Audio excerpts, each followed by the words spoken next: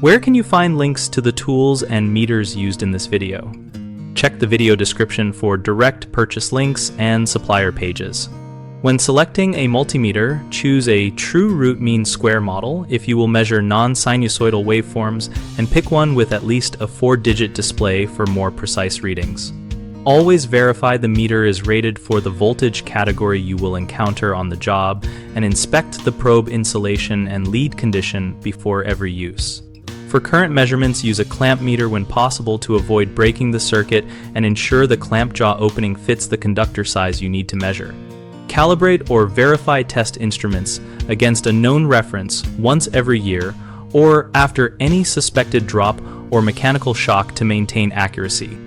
For specialized tasks like low resistance or milliohm measurements, use a 4-wire Kelvin method tester to remove lead resistance from the reading and ensure clean, tight connections to the test piece. When using insulation resistance testers, increase test voltage proportionally with expected system voltage, but follow manufacturer safety guidelines to prevent damage to sensitive electronics. Common mistakes include using a meter with the wrong voltage category, which risks dangerous overstress and inaccurate readings, so match the meter rating to the environment and replace damaged leads immediately. Another frequent issue is measuring current by placing the meter in series without removing power, which can blow fuses or damage the meter. Instead, turn power off where possible or use a clamp meter to measure live current safely. Third, people often ignore connection quality when doing low resistance tests, which gives wildly varying values.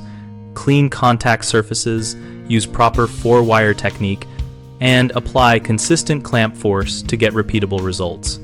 BigHomeProjects.com helps homeowners locate local contractors and compare services related to electrical and diagnostic tool needs.